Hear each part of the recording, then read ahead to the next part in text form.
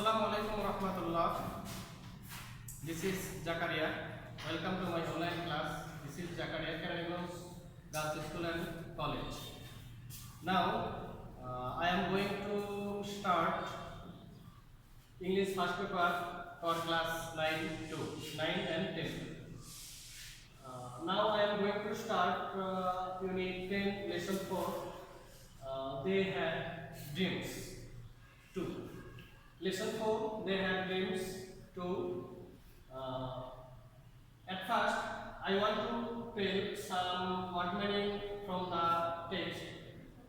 You have to memory the word meaning. If you don't unable to memory the word meaning, you will not able to meaning the passage. So you have to memorize the word meaning, then you will able to answer the question, and you will able to open-ended question, and you will able to MCQ multiple choice question. After reading the passage, you will know about Zahir Rayhan, about our liberation war, about our country something.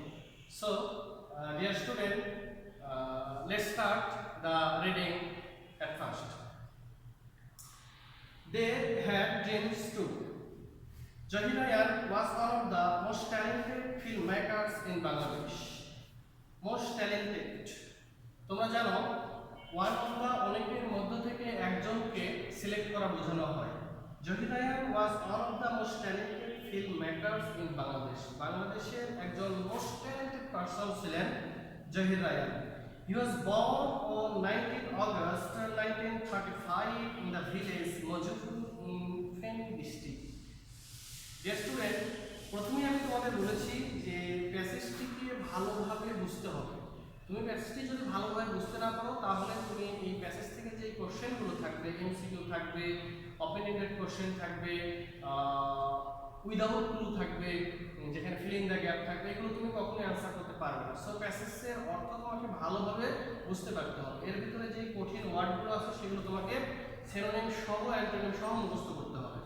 তাহলে আমরা এখানকার কঠিন ওয়ার্ডগুলো বোর্ডে লিখে দিয়েছি, সেগুলো আমি একের পর এক আলোচনায় আসবো। He was an active worker of the language movement.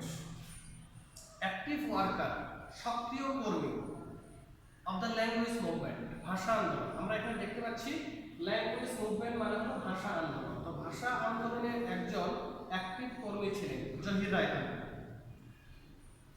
He was one of the 10 students to go out in a procession on 21st February 1952 despite a ban on such activities imposed by the authorities. তাহলে he was one of the 10 students, আবার আমরা এখানে one of এর ব্যবহার পাচ্ছি, অর্থাৎ 10 জন স্টুডেন্টের মধ্যে তিনি একজন স্টুডেন্ট ছিলেন to go out in a procession. Procession মানে মিছিল। আমরা এখানে দেখতে পাচ্ছি প্রসেশন শোভাযাত্রা বা মিছিল। 10 জন স্টুডেন্টের মধ্যে একজন ছিলেন যারা কি করেছিলেন, সমসাময়িক অথরিটিস কর্তৃপক্ষের আরোপ করা যে নিষেধাজ্ঞা, সেই নিষেধাজ্ঞা উপেক্ষা করে তারা মিছিল বের করেছিলেন। যেই 10 জন স্টুডেন্ট তাদের মধ্যে জহির রায়হান একজন ছিলেন। অ্যাজ এ রেজাল্ট, যার ফলে he and many others were arrested, সে সহ মেনি আদার্স আরো অনেকে কি হয়েছিল, অ্যারেস্টেড হয়েছিল and taken to prison. Prison কারাগার, কারাগারে তাদেরকে পাঠানো হয়েছিল। Rayhan was also present at the historical meeting of Amtola on 21st February 1952. তাহলে রায়হান was also present, তিনি আরো কোথায় কোথায় প্রেজেন্ট ছিলেন, উপস্থিত ছিলেন, হিস্টোরিক্যাল মিটিং, ঐতিহাসিক একটি মিটিং যেটা আমতলায় সংঘটিত হয়েছিল 21শে ফেব্রুয়ারিতে 1952 সালে, সেই মিটিংয়েও তিনি উপস্থিত ছিলেন। He also took part in the mass movement. Mass movement, আমরা এখানে মাস মুভমেন্ট লিখেছি। মাস মুভমেন্ট মানে হলো গণ আন্দোলন। ইম্পোজ হচ্ছে আরোপ করা, ব্যান হলো নিষেধাজ্ঞা, অথরিটি হলো কর্তৃপক্ষ। তাহলে মাস মুভমেন্ট গণ আন্দোলন। গণ আন্দোলনের যেটা 1969 সালে হয়েছিল, তোমরা জানো 1969 সালে একটা গণ আন্দোলন আন্দোলন হয়, এইটাতেও তিনি অংশগ্রহণ করেছিলেন। He joined the liberation war in 1971। 1971 এ আমাদের যে লিবারেশন ওয়ার হয়েছিল, স্বাধীনতা যে যুদ্ধ হয়েছিল, এটাতেও তিনি অংশগ্রহণ করেছিলেন। All through his life, Zahir Rayhan dreamed of a democratic society, a society that would ensure freedom of speech.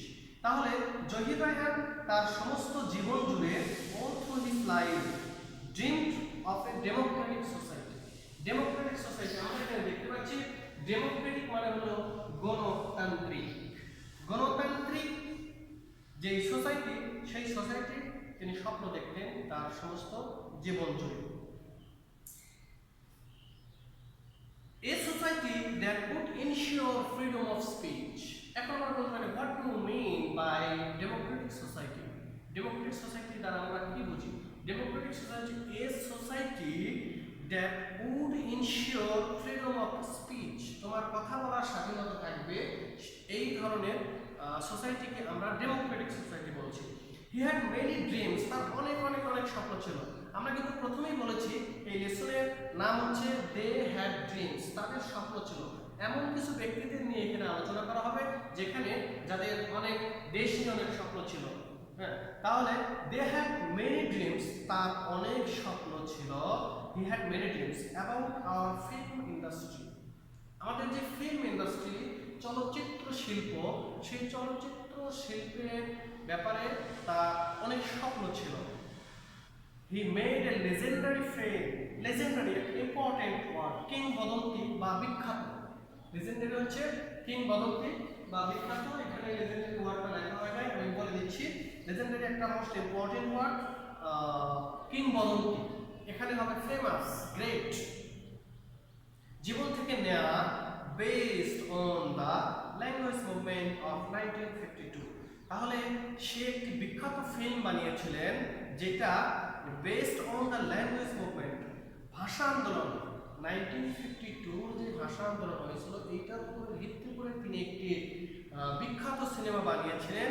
সিনেমার নাম ছিল জীবন থেকে নেয়া। It was a protest against the autocratic movement then ruling our country.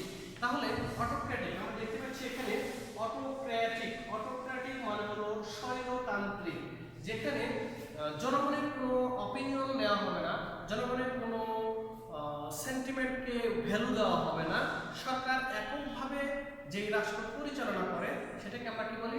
Autocratic government. সেই সরকারকে আমরা বলি autocratic government. তাহলে ইট ওয়াজ এ প্রোটেস্ট, ইটটা কি? জীবন থেকে নেওয়া। জীবন থেকে নেওয়া এটা একটি প্রোটেস্ট ছিল, একটি বিরোধিতা ছিল। কিসের বিরুদ্ধে? সেই সময় পাকিস্তান সরকার যে অটোক্রেটিক গভর্নমেন্টের মাধ্যমে রাষ্ট্র পরিচালনা করছিল, সেটার বিরুদ্ধে জীবন থেকে নেওয়া এটা একটি প্রোটেস্ট ছিল। The family portrayed in that film symbolically represented East Pakistan.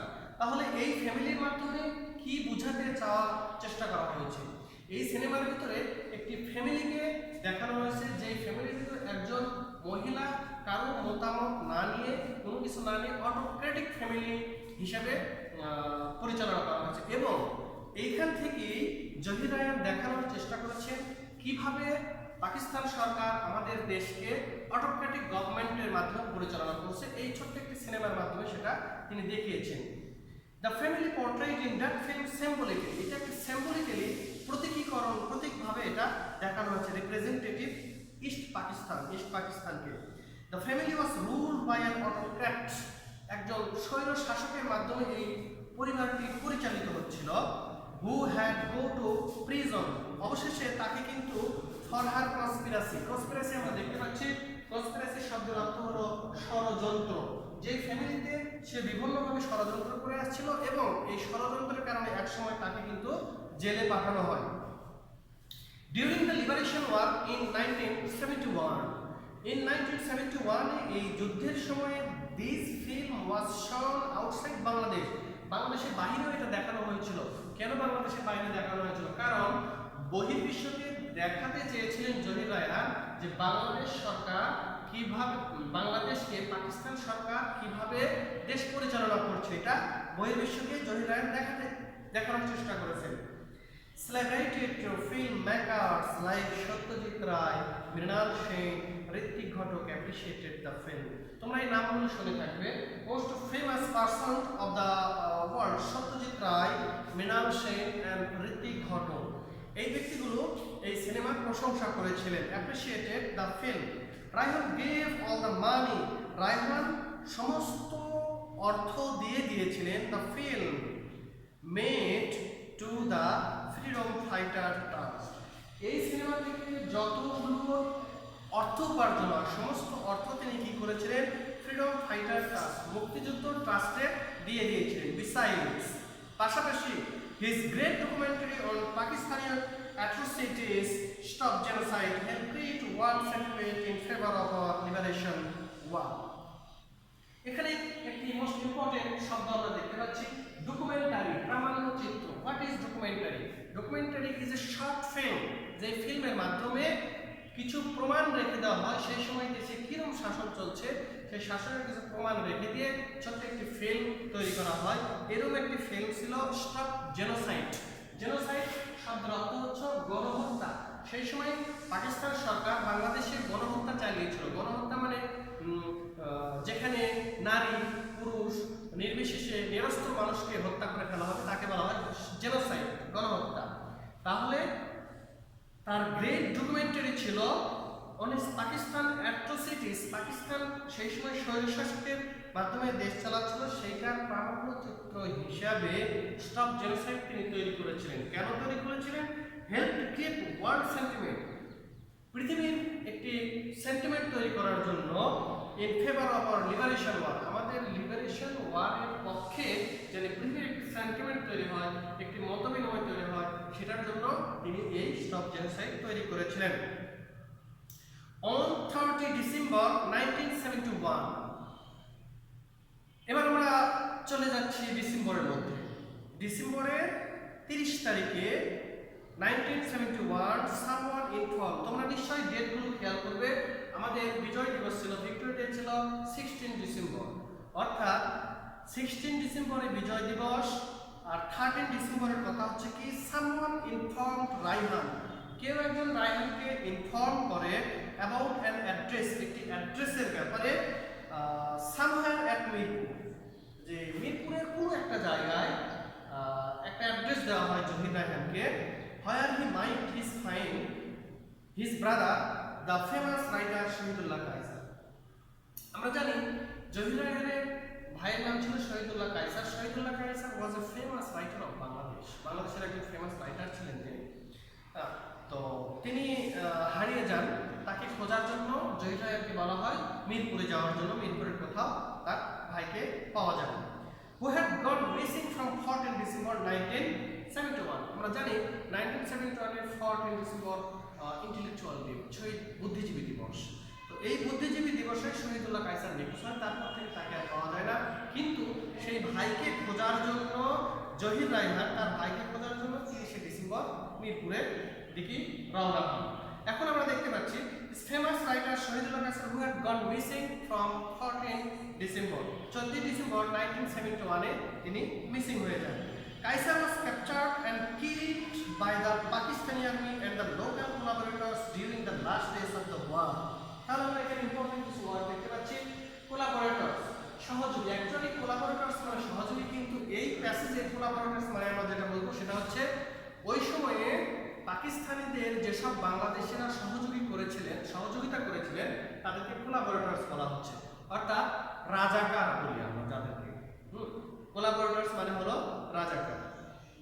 Kaiser was captured and killed by the Pakistani army, তাহলে কাইসারকে পাকিস্তানি আর্মিরা ধরেছিল এন্ড দ্য লোকাল কোলাবোরেটরস, এবং লোকাল কোলাবোরেটরস যারা ছিল, যারা রাজাকার ছিল, তারা সহায়তা করেছিল পাকিস্তানি আর্মিকে ধরে দেওয়ার জন্য তাদের কাছে। During the last day of the war, যুদ্ধের শেষ দিনগুলোর দিকে, অ্যাকর্ডিংলি তদানুসারে রায়হান লেফট হোম, সেই অনুসারে রায়হান কি করে বাড়ি থেকে বের হয়ে মিরপুরে যায় তার ভাইকে খোঁজার জন্য, to get his brother back, but he never found, but unfortunately সে আর কখনো ফিরে আসেনি। শহীদুল্লাহ কায়সার ছিলেন তার বড় ভাই, তাকে খুঁজতে গিয়ে তিনিও আর ফিরে আসেননি মিরপুর থেকে। Zahir Raihan's dream was fulfil, তার স্বপ্ন পরিপূর্ণ হয়েছিল। He could see the emergence of an independent Bangladesh though he did not get back his brother. তো he could see the emergence, সে কি দেখতে পেয়েছিলেন? একটি প্রয়োজনীয়তা, একটি আবশ্যকতা দেখতে পেয়েছিলেন অফ অ্যান ইন্ডিপেন্ডেন্ট বাংলাদেশ, স্বাধীন বাংলাদেশের প্রয়োজনীয়তা, স্বাধীন বাংলাদেশের আবশ্যকতা তিনি দেখেছিলেন। দো he did not get back his brother, যদিও তিনি তার ভাইকে আর ফেরত পান নাই। অ্যান্ড ইটস এ পিটি, কিন্তু এটাই দুঃখের বিষয় যে দিস ড্রিমার, এই স্বপ্নবাজ মানুষটি কুড নট লিভ, বেঁচে থাকতে পারলেন না to see his dream come true, তার স্বপ্ন সত্যি হওয়া হলো, কিন্তু তিনি আর ততদিন বেঁচে থাকতে পারলেন না। ডিয়ার স্টুডেন্ট, আমরা প্যাসেজটি পড়ে ফেললাম। এই প্যাসেজ থেকে আমাদের এমসিকিউ থাকবে 7টা। এই প্যাসেজ থেকে আমাদের কোশ্চেন থাকবে। কোশ্চেনগুলো আমি কিছু কোশ্চেন এখন বোর্ডে তোমাদের লিখে দেবো। এই কোশ্চেনগুলো তোমরা বাসায় আনসার করার চেষ্টা করবে, এগুলো তোমাদের এক্সাম। তো আমরা এই প্যাসেজে জানতে পারলাম we have come to know about the life of Zahir Raihan. Zahir রায়হানের ব্যাপারে আমরা কিছু জানলাম। এখন আমি কয়েকটা প্রশ্ন বোর্ডে তোমাদের লিখে দেবো। এই প্রশ্নগুলো তোমাদের এক্সাম্পল হিসেবে তোমরা বাসায় করে ফেলবে। এখন তোমরা একটু বোর্ডের দিকে খেয়াল করো।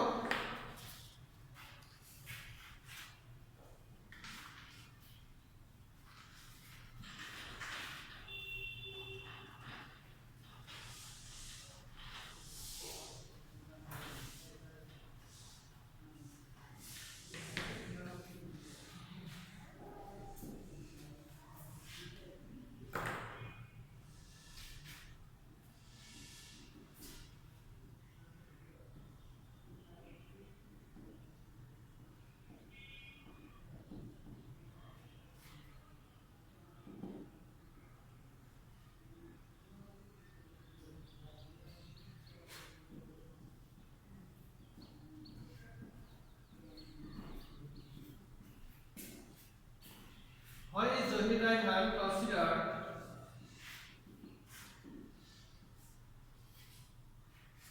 a freedom fighter?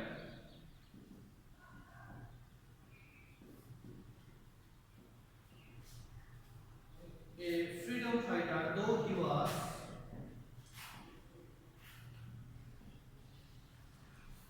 a film maker. যদিও তিনি একজন ফিল্ম মেকার ছিলেন, তারপরেও তাকে কেন ফ্রিডম ফাইটার, মুক্তিযোদ্ধা হিসেবে ভাবা হয়? নেক্সট কোশ্চেন,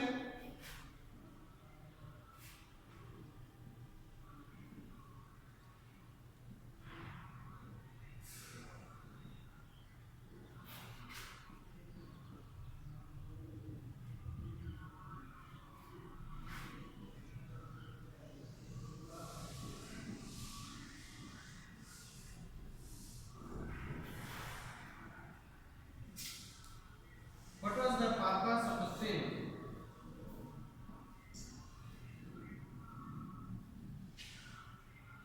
What is জীবন থেকে নেয়া? জীবন থেকে নেয়া এটা কি? আমরা জানি জীবন থেকে নেয়া একটা ফিল্ম ছিল, বিখ্যাত ফিল্ম জহির রায়হানের।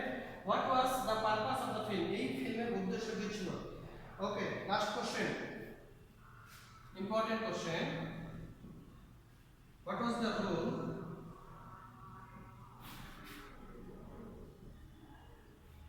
of Zahir Raihan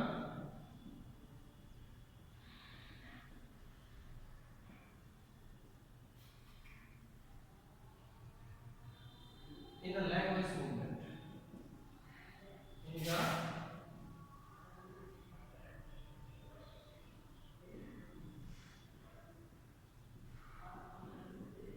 language movement.